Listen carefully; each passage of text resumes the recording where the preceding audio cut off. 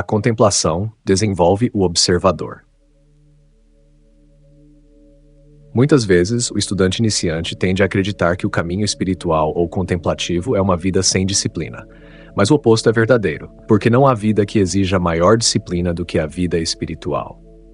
A vida, como é vivida pela maioria das pessoas, é mais ou menos indisciplinada, pois o indivíduo raramente tenta controlar a natureza de seus pensamentos.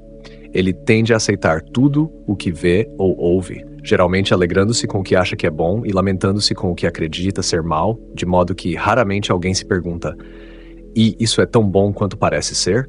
Ou isso é tão mal quanto parece ser? Em vez disso, as aparências são aceitas de acordo com o julgamento humano. No entanto, no caminho espiritual, isso não pode ser feito, porque toda a vida espiritual é baseada na rejeição das aparências. A metafísica comumente aceita hoje ensina a rejeição e negação da aparência do mal e a realização de sua natureza irreal. Mas na vida verdadeiramente espiritual, temos que ir além de simplesmente rejeitar o mal como erro, porque também devemos negar a realidade daquilo que parece ser bom. Temos que não ver as aparências humanamente boas, na mesma medida em que não vemos as aparências humanamente más. Discernido espiritualmente, não há nem bom nem mal, e é com base nesse princípio que todo o universo espiritual é construído. A disciplina neste caminho está em rejeitar todas as aparências, sejam boas ou más, na realização de que tudo o que é de Deus é invisível aos sentidos humanos. Por que me chamas bom? Ninguém é bom, senão que é Deus. Nem eu te condeno. Em outras palavras, não há julgamento sobre o que parece ser mal, mas também não há aceitação da aparência do bem. Há um reconhecimento de que o único real é o invisível, o espiritual. E isso é algo que não pode ser visto com os olhos, nem ouvido com os ouvidos. Na metafísica antiga, se fôssemos confrontados com uma aparência e a julgássemos como má, imediatamente teríamos que resistir a ela, superar, destruir ou removê-la. Se por outro lado, fôssemos confrontados com uma aparência de bem humano, aceitaríamos e nos alegraríamos com ela. O perigo neste procedimento, no entanto, é que a própria coisa que parece ser boa pode em si mesma ser má, ou pode se transformar em mal, ou seu efeito sobre alguém pode ser de natureza má. Um bom exemplo disso é que quase todos concordariam que ter $1 milhão, ganhando ou herdando, é algo bom. E ainda assim, a aquisição de $1 milhão provou ser a ruína de muitas pessoas. Isso mudou a natureza delas e as tornou gananciosas, porque quando algumas pessoas que tiveram pouco ou nada e que sempre foram livres e alegres em compartilhar o pouco que tinham adquirem mais do que estavam acostumadas a ter, muitas delas começam a acumular e agarrar o dinheiro e guardá-lo para um dia chuvoso, com medo de gastá-lo, de modo que aquilo que parecia ser bom acabou se tornando mal para elas. Na visão humana, praticamente todos, quase sem exceção, se alegram com o nascimento e lamentam uma morte. No entanto, mais problemas têm sido causados no mundo pelo nascimento do que pela morte. Então, se fôssemos julgar pelas aparências humanas, ficaríamos impressionados com as tragédias que ocorrem como resultado do nascimento, apesar de toda a alegria, e com a inutilidade e futilidade de grande parte do lamento pela morte. Estes são exemplos extremos de como é imprudente julgar o que é bom ou mal. Espiritualmente, no entanto, julgar o que é bom ou mal vai muito além de ser imprudente. Em um sentido espiritual, é absolutamente errado porque existe um poder que está dentro de cada um de nós. E esse poder tem como função criar, manter e sustentar a harmonia em nossa existência. E quando, por qualquer razão, a harmonia aparentemente é retirada de nossas vidas, sua função é restaurá-la. Viver como testemunha da atividade de Deus. Este poder ou princípio é plenamente ilustrado na experiência de Jesus Cristo, conforme narrado nos 4 evangelhos. Jesus revelou claramente que sua função era curar os doentes, ressuscitar os mortos, alimentar os famintos e perdoar o pecador. Ele sempre dizia: "Eu de mim mesmo não posso fazer coisa alguma. O Pai que está em mim, esse faz as obras." João 5:14 e 10. Ele sempre testemunhava a presença de Deus. Em cada um dos milagres realizados pelo Mestre havia a negação do eu e a glorificação do Pai. Sempre era: "Eu de mim mesmo não estou fazendo nada, pois eu de mim mesmo não sou nada. Se eu falar de mim mesmo, dou testemunho de uma mentira. Portanto, não sou eu quem é bom, Não sou eu quem faz a cura. Estou apenas testemunhando a presença e o poder de Deus. Como podemos testemunhar este poder se não ficando em silêncio? Se fizermos algo diferente, não poderemos mais dizer que não estamos fazendo nada ou que não somos nada. Tornamo-nos algo no momento em que fazemos algo. Portanto, quando somos confrontados com aparências, seja a aparência chamada de boa ou má, estamos sendo confrontados com uma aparência humana. E, se quisermos testemunhar a presença de Deus, devemos não fazer nada, não pensar em nada e não julgar. Tenho certeza de que você não confundirá isso com uma ignorância de nosso trabalho de vida, nem com uma atitude preguiçosa de não fazer nada, mas entenderá isso como uma atitude disciplinada de abstenção de julgar o que é bom ou mal e uma atitude de expectativa, como se estivesse ouvindo internamente. Certifique-se de que você entende o significado dessa atitude. Para nos tornarmos nada, devemos imediatamente realizar dentro de nós mesmos. Não há nem bom nem mal. Há apenas Deus. Então, quando olhamos para a aparência errônea sem julgamento, realmente não há nem bom nem mal. Há apenas a presença de Deus. E agora o Pai interior pode realizar sua função.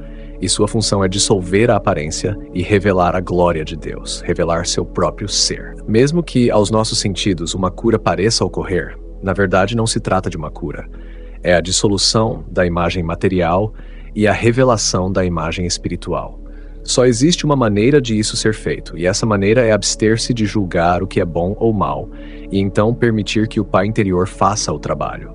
Só então podemos de fato sentir que não tivemos nada a ver com a demonstração, exceto testemunhar Deus em ação. Isso me lembra de uma mulher que foi curada de uma doença que havia sido considerada incurável, e seu marido, em profunda gratidão, foi até o praticante e ofereceu-lhe um cheque como um sinal de apreço. Quando começou a expressar sua gratidão, o praticante disse: "Oh, eu não fiz isso, Deus fez isso." Ao que o homem guardou o cheque no bolso e respondeu: "Oh, bem, então não devo nada a você. Vou dar o cheque a Deus." De fato, no que diz respeito à cura, o praticante estava certo, mas o marido também estava certo. O praticante não trouxe a cura, ele apenas testemunhou Deus em ação. Então, de fato, não havia dinheiro devido pela cura.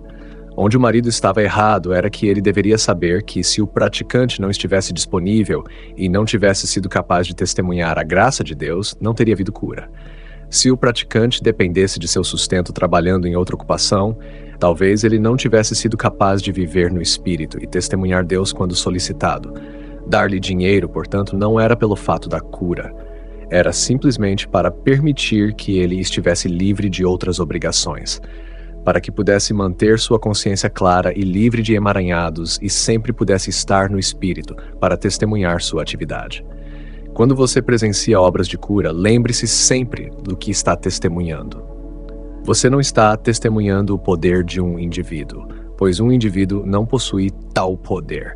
Você está simplesmente testemunhando um indivíduo que está se mantendo livre do mundo das aparências e mantendo-se em uma consciência de ausência de julgamento, para que a graça de Deus possa se manifestar. Porque a graça de Deus não pode se manifestar na mente humana. E o que é a mente humana, senão a mente de qualquer pessoa que ainda esteja doutrinada com a crença em dois poderes? Disciplina na vida contemplativa. Independentemente de quanto conhecimento da verdade uma pessoa possa ter, não importa quantos anos ela tenha estudado a verdade, ela ainda pode não ter poder de cura. Não é o número de declarações de verdade que uma pessoa conhece intelectualmente ou pode declarar. O poder de cura tem a ver com o grau de consciência e convicção real alcançado em relação à não potência das aparências. É por essa razão que o caminho espiritual é um caminho de disciplina, e cada discípulo ou estudante deve começar, em algum momento de sua jornada, a abster-se de julgar. Na medida em que essa consciência de ausência de julgamento é alcançada, as aparências deste mundo mudam automaticamente à medida que tocam sua consciência. Isso ocorre porque sua consciência não reage ao bem ou ao mal, e, portanto, é capaz de penetrar o véu da ilusão, mesmo o véu da ilusão do bem, e ver que não há nada a temer e nada para se vangloriar, porque que você não é a criação espiritual, mas um conceito final, mas um conceito finito dela, às vezes bom e às vezes mal, às vezes rico e às vezes pobre, às vezes saudável, às vezes doente, às vezes vivo e às vezes morto. Mas nada disso é verdadeiro no reino de Deus. A afirmação do Mestre, meu reino não é deste mundo, João 18:6, nos ajuda a nos disciplinar. Instantaneamente excluímos tudo o que vemos ou ouvimos, percebendo que isso é deste mundo, mas não é meu reino, o reino do Cristo, o reino espiritual, e portanto não temos nada a fazer em relação a este mundo, exceto saber que ele não é de meu reino. Como nos afastamos do julgamento, o que significa afastar nosso ódio, medo ou amor pela aparência, é então que esse invisível, o Espírito de Deus que está em nós, pode imediatamente começar a trabalhar para mudar a aparência. A autopreservação é a nota dominante na experiência humana. Quando os discípulos estavam com medo por causa da tempestade no mar, eles acordaram o Mestre, mas ele não tentou parar a tempestade orando a Deus porque sabia que estava diante de uma aparência ilusória. Ele simplesmente repreendeu o vento e disse ao mar: silêncio, acalme-se. E o vento se aquietou e houve uma grande calmaria. O que os discípulos estavam vendo era algo mais do que uma tempestade. Provavelmente não estavam conscientes disso, mas estavam vendo uma auto-identidade separada de Deus. E, acima de tudo, talvez estivessem com medo de perder suas vidas. Os discípulos, tomados pelo medo, estavam respondendo como a maioria das pessoas responde àquela que é considerada a primeira lei da natureza, a lei da autopreservação. No cenário humano, essa lei, se podemos dignificá-la com o nome de lei, é responsável pela maior parte do mal que existe no mundo. Uma pessoa não roubaria se não estivesse tentando preservar seu senso pessoal e humano de vida. Ela está tentando evitar a fome ou o fracasso e está afastando a falta e a limitação. Em resumo, ela está preservando seu próprio senso humano de identidade. O que, senão a autopreservação, está por trás de todas as guerras? Os homens chamam isso de patriotismo, porque afirmam que as guerras são travadas para preservar a nação. Mas uma nação é apenas um grupo de indivíduos, então na análise final é a preservação e perpetuação de si mesmos, de suas vidas humanas e provisão humana que os induz a entrar em uma guerra. O horror disso, no entanto, é que as pessoas estão sempre dispostas a sacrificar e enviar seus filhos para serem mortos, contanto que possam ficar em casa e se salvar. As crianças não são tão importantes para a maioria das pessoas quanto elas mesmas. As crianças devem ir e ser mortas, feridas ou enlouquecidas para que outros possam ficar em casa e ter abundância. Na tempestade, então, os discípulos não estavam realmente com medo da tempestade. Que diferença faria uma tempestade para eles se não acreditassem que suas vidas estavam em perigo? Quem se importa se o vento está a 40 ou a 100 milhas por hora, se não houver perigo para a vida ou integridade física? Só quando há o medo de perder a vida é que alguém se importa se a tempestade está rugindo ou se acalmando.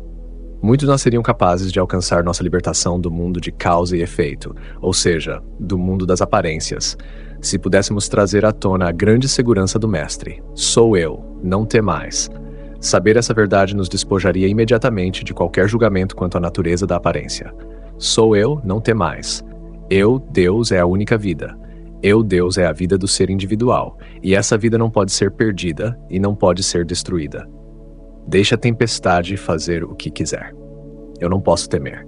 Da mesma forma, quem se importa com quantos germes existem no mundo, a menos que possamos ser levados a acreditar que os germes podem destruir nossa vida? Isso cria um antagonismo em nós, e agora estamos saindo para exterminar todos os germes da face da Terra. Por quê? O que temos contra os germes? Nada. Exceto que eles ameaçam destruir nossas vidas, ou nossa saúde. Mas suponha que viéssemos a perceber que nossa vida é indestrutível, que nem a vida nem a morte podem nos separar de Deus. Agora, que diferença fariam os germes? E nessa percepção, a batalha contra o erro, essa forma particular de erro, cessaria, e nada dessas coisas nos afetaria. Nada dessas coisas me move. Minha vida é Deus, minha vida está em Deus, minha vida está com Deus, e nem a vida nem a morte podem me separar de Deus. Nessa percepção, a própria morte já não tem medos ou terrores. Ninguém pode temer a morte, uma vez que perceba que nem a morte nem a vida podem separá-lo da vida que ele é, da vida que é o seu ser. O desprendimento de um espectador. Se aceitarmos a declaração do Mestre, meu reino não é deste mundo, não precisamos lutar, remover ou superar nada no mundo externo. Sou eu. Não temais. Eu sou a vida de vocês. Eu, Deus, o Espírito de Deus em vocês, é a sua vida, seu ser e a substância do seu corpo.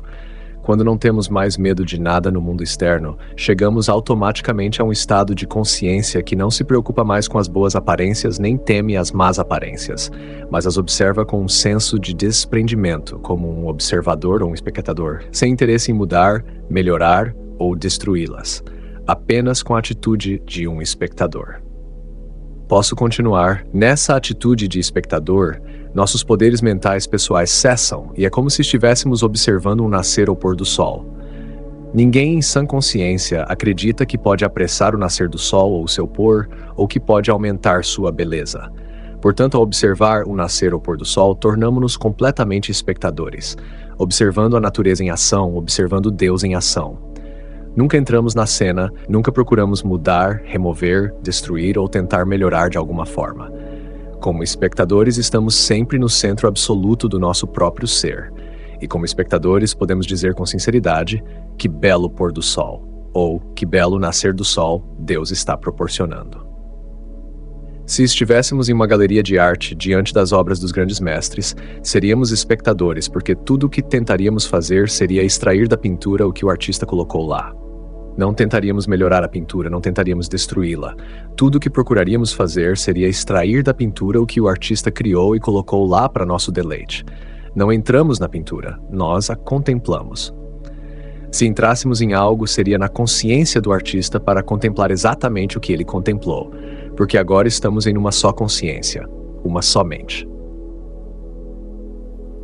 Quando ouvimos uma sinfonia, não entramos na sinfonia. Ficamos à parte como espectadores, desta vez ouvindo o que o compositor tinha em mente. Não estamos tentando melhorar sua obra, nem tentando destruí-la. Estamos simplesmente tentando compreendê-la. Mesmo que soe como má música para nós, desagradável, dissonante ou fora de ritmo, ainda assim não tentamos mudá-la. Ficamos quietos, sem julgamento, tentando entender o que o compositor tinha em mente. E não seria surpreendente se, eventualmente, nos encontrássemos dentro da consciência daquele compositor, ouvindo a música como ele a ouviu quando a colocou no papel. Então teríamos a mesma compreensão que ele teve. Assim é que Deus criou este universo e tudo o que nele existe. E é bom. Para nossa percepção finita, entretanto, vemos parte deste universo como sendo mal e parte como sendo bom. E curiosamente, a pessoa ao nosso lado pode estar vendo o que chamamos de bom como mal. O que vemos como mal, ele pode estar vendo como bom. Portanto, não podemos estar vendo este universo da maneira como Deus o fez. Estamos vendo através de nossa ignorância de Deus, nossa falta de consciência de Deus, assim como poderíamos ver uma pintura ou ouvir música, e por causa de nossa ignorância, ser incapazes de discernir o que o artista ou o compositor tinha em mente. À medida que olhamos para este mundo de aparências sem julgamento, é como se estivéssemos percebendo que o Espírito de Deus criou tudo o que existe e o fez espiritual. E nessa percepção agora contemplamos um universo espiritual, mesmo que no momento não o compreendamos ou o vejamos da maneira que o grande arquiteto do universo o criou.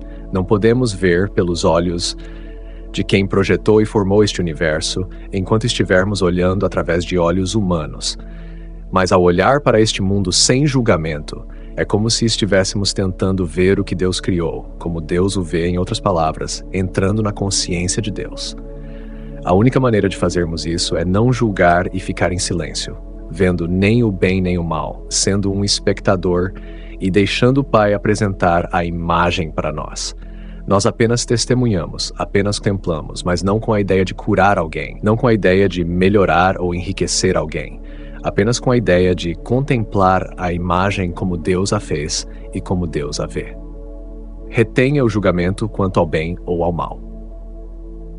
A única maneira pela qual a mente de Deus pode ser conscientemente expressa através de nós é quando estamos retendo o julgamento humano quanto ao bem ou ao mal e nos deixando ser espectadores. E então o Espírito de Deus vive em e através de nós, muda a imagem do que parece ser, e nos revelando aquilo que sempre esteve lá, mesmo que o sentido finito não pudesse discerni-lo. Flores, por mais belas e coloridas que sejam, na verdade, não têm cor. Não estamos vendo as flores como elas são, porque a cor não existe. Existem ondas de luz e quando elas atingem nossos olhos, interpretamos a taxa de sua vibração como cor. Uma certa vibração é interpretada como vermelho, outra como roxo e outra como azul. é cor apenas quando toca nossa visão, e se nossa visão não for precisa, podemos ver uma cor como vermelha, enquanto outra pessoa pode vê-la como uma cor completamente diferente. É o mesmo com o som. Se em uma floresta a maior árvore caísse, nunca se ouviria som algum naquela floresta, porque nenhum som estaria acontecendo. Existem ondas de som invisíveis geradas pela árvore que cai, mas o silêncio é absoluto e completo até que toque um tímpano. Essas ondas de som devem tocar um tímpano antes que possa haver qualquer som, e se tocassem um tímpano prejudicado, ainda não haveria som. Não importa o quão alto o som possa parecer para você. Estamos sempre julgando pela limitação de nossos sentidos finitos. Não estamos vendo este mundo como ele é. Estamos vendo este mundo como nossa mente o interpreta. Em algumas partes do mundo, as pessoas andam nuas, e naquela espécie de civilização, ninguém pensa que há algo errado nisso. O fato é que estar vestido ou não é um conceito de vida que evoluiu, não a vida em si. O pai disse: "Quem te disse que estavas nu?" À medida que vivemos a vida de contemplação, portanto, encontramos gradualmente nos afastando do julgamento das aparências. E quando vemos ou quando nos falam sobre aparências errôneas, não reagimos a elas, e elas não se registram em nossa consciência. E no que diz respeito a elas, nossa mente é um vazio. Não temos desejo de mudar, alterar ou melhorar a aparência apresentada a nós. Somos apenas espectadores esperando que Deus nos revele como ela realmente é. Desperta, tu que dormes. Serei satisfeito quando despertar com a tua semelhança. Uma pessoa espiritualmente desperta está completamente satisfeita com as pessoas deste mundo porque elas conhecem como realmente são, e mesmo que veja as discórdias e os problemas que estão enfrentando, ela também sabe que essas não são parte do seu ser real, mas apenas parte daquele senso educado que está tentando preservar uma vida já imortal, ou tentando obter mais provisões para alguém que é, e sempre foi, co-herdeiro com Cristo em Deus. Portanto, ela olha com compaixão para aqueles que sabem que estão na ignorância de sua verdadeira identidade ou aqueles que não compreendem a natureza do mundo de Deus. Suponha que você chegue à percepção de que eu e o Pai somos um, que a vida de Deus é sua vida individual e, portanto, sua vida é indestrutível, e que nem a vida nem a morte podem jamais separá-lo de Deus, que é vida eterna e imortal. Agora você começa a perder o medo da morte, começa a perder o medo do ladrão com uma arma na mão, porque sabe que não tem vida a perder. Não mais teme pela sua vida. Sua vida agora é reconhecida como Deus, indestrutível, imortal e eterna. Morte, mesmo a morte, não pode separá-lo de Deus. Desperta tu que dormes e aprenda que Deus é sua vida. Nem a vida nem a morte podem tirar sua vida de você. A vida continua, seja você vivendo no Oriente ou no Ocidente, continua, seja você vivendo nesta casa ou naquela casa, continua, seja você jovem ou velho, ou mesmo que tenha ido para o reino além. A vida é uma experiência contínua, porque a vida é Deus, e Deus é vida. A vida contemplativa traz uma consciência de vida como indestrutível. Através da vida contemplativa, você chega a um novo estado de consciência, em que, embora ainda esteja ciente de que existem males no mundo, não mais se senta para julgá-los ou condená-los, não mais os compreende mal. Agora você tem compaixão porque entende por que eles estão acontecendo. Além disso, você sabe que eles devem continuar acontecendo na experiência de cada pessoa até que ela seja despertada. Quando o indivíduo desperta para o fato de que a vida é indestrutível, imortal e eterna, ele não pode temer a morte. E uma vez que não mais teme a morte, ele não pode conhecer a morte. Ninguém pode experimentar algo que não faz parte de sua consciência. E quando a morte não faz mais parte da consciência, ele não pode morrer. Deixar esta cena? Sim. Isso é como um buquê de flores. Em poucos dias, a forma das flores perecerá, mas não sua vida. A vida continuará e se manifestará em outras formas do mesmo tipo de flores e será a mesma vida. Não será uma vida diferente. A vida que está em um buquê de rosas hoje, ou a vida que estava em rosas há 10.000 anos, é a mesma vida. Sua vida e sua identidade e sua consciência ainda estarão aqui daqui a 10.000 anos, mas em uma forma diferente. Você não terá ido embora. Apenas sua forma mudará. Isso é verdade, evidenciado pelo fato de que quando você veio a este mundo pesava 6, 7, 8, 9 ou 10 quilos, mas essa forma tem mudado desde então. Mesmo a forma dos órgãos do corpo mudou. Órgãos que não estavam desenvolvidos quando nascemos desenvolveram-se e amadureceram, e alguns deles em certa idade param de funcionar, mas continuamos do mesmo jeito, não há mudança em nós. Somos a mesma pessoa, a mesma vida, a mesma consciência, apesar das mudanças que ocorrem em nossos corpos. O corpo infantil não é o corpo adulto, e o corpo do idoso não é o mesmo que o corpo do adulto, mas o indivíduo é o mesmo, a vida é a mesma, a alma é a mesma, a consciência é a mesma. Apenas a forma externa muda. Assim será que, a menos que eu seja elevado desta vida, estarei aqui daqui a 1000 anos, mesmo que a forma possa ser diferente. Na verdade, o sexo poderia ser diferente. E a razão é que eu, e isso se aplica a cada um de nós, eu não tenho sexo. Uma vez que você se torna consciente do eu que você é, descobrirá que ele é completamente independente do corpo e completamente independente do sexo, manifestando-se como qualquer sexo, embora ainda seja eu. Isso é porque o eu é espiritual, o eu é um com Deus, o eu é da natureza de Deus, portanto o eu é sem forma finita, ainda que o eu possa se manifestar como em ou através de uma forma finita. Quando você perceber isso, o aguilhão da morte o deixará, porque você saberá então que você é eu e eu sempre será seu estado de consciência, exceto que você se elevará progressivamente até que não reste nada de finito. Esse eu é o segredo da vida transcendental. Com a realização sou eu, não tenha medo, e que esse eu é Deus, todo medo se vai, todo julgamento, toda condenação, e então, mesmo quando você olha para o mundo e testemunha as discórdias que prendem a humanidade em escravidão, o sentimento está lá. Apenas pense, se as pessoas deste mundo pudessem despertar para sua verdadeira identidade, e isso é tudo. Elas não são más, elas não são ruins. Elas estão apenas cumprindo a lei da autopreservação, e por isso não as julgamos, porque fizemos o mesmo. Sou eu, não tenha medo. Quando lançamos uma bomba em alguém, uma bomba atômica ou uma bomba de ódio ou fofoca, ou se matamos em legítima defesa, estamos fazendo exatamente o que o mundo está fazendo. Estamos operando a partir do ponto de vista da lei da autopreservação. E o eu que estamos tentando preservar é um senso finito de eu que não tem contato com Deus. É por isso que estamos tentando salvá-lo. Se entendêssemos nossa verdadeira identidade como uma com Deus, não precisaríamos tentar salvá-lo. Deus pode governar e cuidar de seu próprio universo. Diante do perigo, retiramos o julgamento e percebemos: o que quer que seja real é mantido por Deus e sustentado por Deus. O que quer que seja real é de Deus e é permanente e eterno. Não preciso levantar um dedo para salvá-lo, preservá-lo ou fazer qualquer coisa sobre ele. Eu simplesmente tenho que contemplar Deus em ação. Devemos nos sentar não em julgamento, mas completamente sem julgamento, na realização de que este é o universo de Deus. Sou eu, não tenha medo. Meu reino não é deste mundo. Meu reino está intacto. Tudo que Deus uniu, ninguém pode separar. A vida do meu Pai e a minha vida são uma só. Portanto, minha vida não pode ser separada por pecado, por doença, por falta, por morte, por guerra ou por qualquer outro meio. Nada pode separar minha vida, porque minha vida está unida à vida de Deus. É uma com Deus. Deus mantém minha vida eternamente, imortalmente, e nem a vida nem a morte podem separar a vida de si mesma ou mudar esse relacionamento. Diante do perigo de qualquer natureza, permanecemos sem julgamento e damos testemunho de Deus. Então depois, quando a harmonia tiver sido restaurada e a segurança percebidas, podemos repetir com o Mestre: eu por mim mesmo não fiz nada. O Pai dentro de mim fez o trabalho. Agora, é claro, houve uma coisa que fizemos que foi muito importante e muito difícil, e isso foi chegar ao lugar de sermos espectadores.